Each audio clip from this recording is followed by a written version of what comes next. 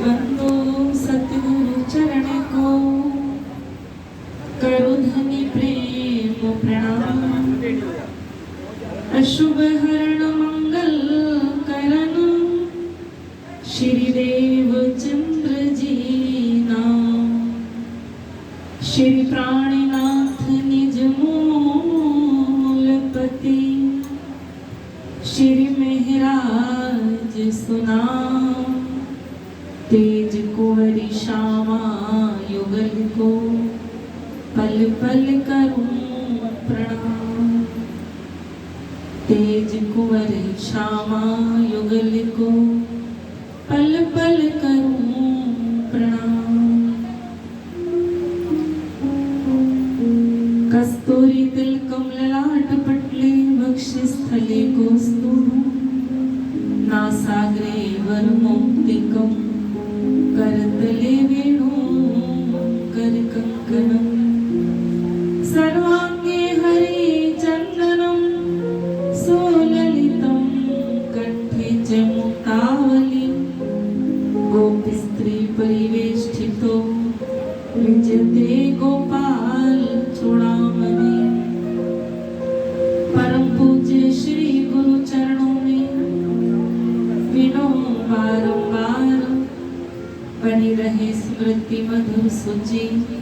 मंगल में सुख सार, श्रद्धा नित बढ़ती रहे, बढ़े नित्य विश्वास। अर्पण हो अवशेष अब जीवन के सब श्वास। अर्पण हो अवशेष अब जीवन के सब श्वास। बोले कृष्ण कन्हैया लाल की, सद्गुरु महाराज की, प्राणनाथ प्यारे की।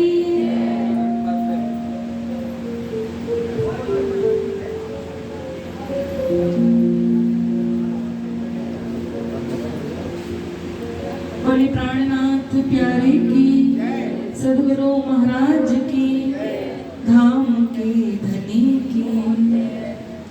आइए साक्षात मंदिर में विराजमान राजश्यामा जी, जिनकी सुंदर छवि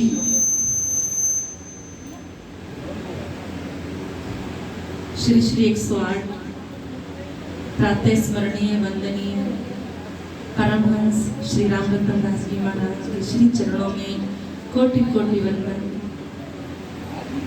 श्री कृष्ण प्रणामी मंदिर देवबंद और उनके सानिध्य में जो ये कार्यक्रम चल रहा है, श्री श्री 108 श्री राजदास जी महाराज, और समझिए सप्तम दिवस 12 बजे के बाद तो अगला दिन लग ही जाता है, तो 7वां ही दिन है, ये लास्ट दिवस है। 7 दिन का जो ये प्रोग्राम प्रतिवर्ष होता है, बड़े धूमधाम से मनाया गया। और आज रात्रि में भी ये मत सोचिए कि कुछ विक्षेप हुआ, वहां से ज्यादा आनंद यहाँ आ गया, क्योंकि सब बैठ करके क्या कर रहे हैं, यहाँ पर कीर्तन कर रहे हैं, राज्य की यहाँ पर भी चर्चा हो रही है, सभी वाणी श्रवण कर रहे हैं, सभी संत गुरुजनों का यहाँ दर्शन हुआ। तो राज्य ने वहां से पंडाल से उठा करके मंदिर में सबको बुला लिया। जितने भी संत गुरुजन हैं, सभी सुंदर साथ जी को मेरा हाथ जोड़ करके प्रणाम।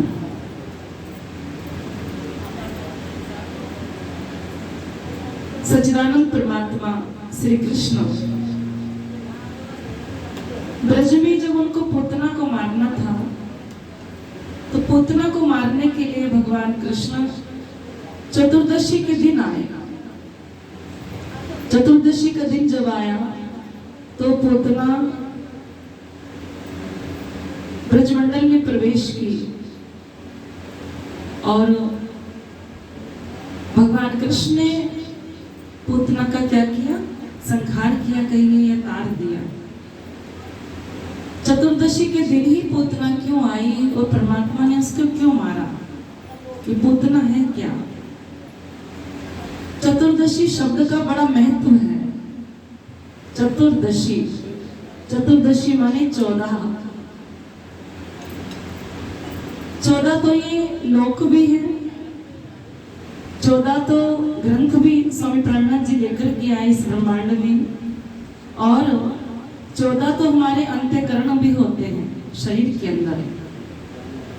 5 ज्ञानेंद्रियां, 5 कर्मेंद्रियां और 4 अंतःकरण। सभी जानते हैं 5 ज्ञानेंद्रियां, आंखें, नाक, कर्ण, मुख और त्वचा। ये 5 ज्ञानेंद्रियां हैं और 5 कर्मेंद्रियां, हाथ, पैर, जिह्वा और गुदा उपस्थ, ये मिलाकर के हमारे 5 ज्ञानेंद्रियां, 5 कर्मेंद्रियां, मन, बुद्धि, चित्त और अहंकार, ये 4 अंतःकरण होते हैं, हृदय के 4 पार्ट। तो ये हो जाते 14 ठिकाने हमारे शरीर के अंदर। चतुर्दशी माने 14 ठिकाने हमारे शरीर में हैं। तो मानव के अंदर इन 14 ठिकानों में जब अज्ञानता बढ़ जाता है, वासना जब बढ़ जाती है, अविद्या, वासना, अज्ञान जब बढ़ जाता है, तो परमात्मा स्वयं आते हैं उसको नाश करने के लिए। तो पूतना क्या है? जो पवित्र नहीं है। इस जीव के अंदर जो अज्ञानता है, अविद्या है, जो वासना है, वो पवित्र नहीं है। तो पूतना चतुर्दशी के दिन ब्रज में आई। भगवान कृष्ण ने पूतना का स्पर्श करके अज्ञानता, वासना और अविद्या को दूर कर दिया। अविद्या, वासना और अज्ञानता क्या है? परमात्मा उनके बिल्कुल निकट थे, फिर भी उसने उनको मारने का प्रयास किया। परमात्मा निकट होने के बाद भी, क्योंकि यम यम स्मरण भावम तेस्ते अन्ते कलेवरम तम तमे वेति कौन्ते तद्धाम परमम मम।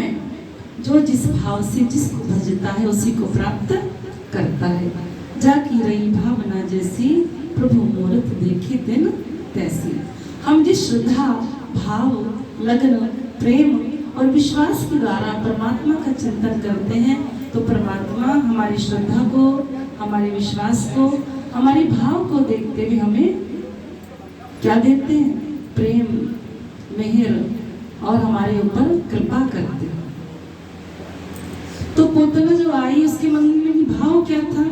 भगवान कृष्ण को मारने के लिए आई। चिंतन तो कृष्ण का करती थी, लेकिन आई थी मारने के लिए। उस वही भाव यशोदा ने भी किया। यशोदा कृष्ण को अपना लाला मानती थी, लेकिन किस भाव से? उनके प्रति प्रेम, श्रद्धा और दया दिखाती थी। माँ तो यशोदा भी बनी और माँ पूतना भी बनी, लेकिन पूतना के मन में क्या था? कुभाव था, और यशोदा के मन में श्रद्धा, प्रेम और विश्वास था कि मेरा लाला है। लेकिन ऐसे परमात्मा की दया देखो, पूतना कुभाव लेकर के आई तो भी, और यशोदा दया दिखाती थी, प्रेम दिखाती थी, श्रद्धा दिखाती थी तो भी। तो कहते हैं भाव को भाव अनख्यालस हो, नाम जपत मंगल दिस दश हो। कहते चाहे भाव से चाहे कुभाव से उस परमात्मा का हमेशा चिंतन करते रहना चाहिए, चिंतन ना छूटे। पूतना कुभाव से आई, लेकिन उन्होंने कृष्ण का स्पर्श किया, कृष्ण का चिंतन किया। कृष्ण का चिंतन करते करते ब्रज में प्रवेश कर गई, और ब्रज में आकर के और हला माने विष लगा करके व्यायती, कालकोट नाम का विष लगा करके पूतना आई। और विष लगा करके क्यों आई? क्योंकि कृष्ण को मारना था, लेकिन माँ बन के आई। भाव तो क्या था? कुभाव लेकर के आई, गलत भाव। लेकिन परमात्मा ने देखा कि देखो चिंतन तो मेरा ही कर रही है, भले कुभाव लेकर के आई है, इसलिए मैं इसको वही गति दूंगा जो गति पूतना को, जो गति यशोदा को देने वाला हूँ। यशोदा मैया को जो गति भगवान कृष्ण ने बाद में दी, पूतना को पहले ही दे दी। बोलो कृष्ण कन्हैया लाल की। तो देखिए सच्चिदानंद परमात्मा की कितनी कृपा है, कितना बड़ा भाव है। पूतना को भाव लेकर के आई तो भी उसको गति दी, तो भी उसको सदगति प्रदान की, उसको परमात्मा ने अपनी भक्ति दी। और यशोदा जो दिन रात परमात्मा का चिंतन करती है, परमात्मा का ही स्मरण करती है, उसको वही गति बाद में दी। कहने का आशय क्या है, संसार में रहते हुए हम लोग किसी भी भाव को ले, स्वार्थ लेकर के चाहे निस्वार्थ, कोई भी भाव लेकर के चिंतन किसका करें, कृष्ण का करें, राज्य का करें, परमात्मा का करें। अगर चिंतन उनका करते रहेंगे तो अवश्य हम इस भव सागर को सरलता से पार करके और परमात्मा को प्राप्त कर लेंगे। लेकिन अगर यही हमारी 14 इंद्रियां, 4 ज्ञान, 5 ज्ञानेंद्रियां, 5 अंतःकरण और 14 जो हमारे ठिकाने बताए हैं हमारे शरीर के अंदर, अगर यही बहिर्मुख बन जाती हैं, संसार का चिंतन करने लगती हैं, तो अधोगति को प्राप्त हो जाती हैं। और क्या होता है, ये बंधन का कारण बन जाता है। मन ही बंधन का कारण बन जाता है और मन ही मोक्ष का कारण बन जाता है। कब, जब हमारी 14 ये ठिकाने जो हैं बहिर्मुख बन जाते हैं, संसार का चिंतन करने लगते हैं, तो अधोगति का कारण बनते हैं और इसका बंधन हो जाता है। बंधन क्या होता है, बार बार जन्म लेना और बार बार मरना।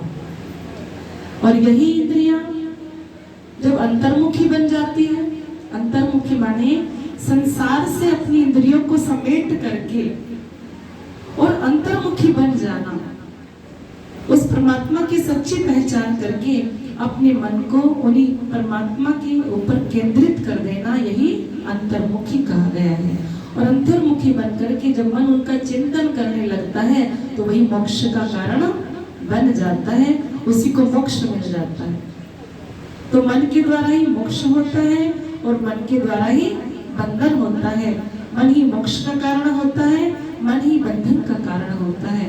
मन को चाहे तो सत्संग के द्वारा, जो सत्संग रखे जाते हैं, अनुष्ठान रखे जाते हैं, भंडारा जो होता है, इसलिए होता है कि हमें संतों गुरुजनों का दर्शन हो, उनका दर्शन करके उनसे अच्छी अच्छी बातें ज्ञान सीख करके हम अपने अंतःकरण को पवित्र करें, कुछ बातें अपने हृदय में रखें और उससे अपने जीवन को परिवर्तित करते चले।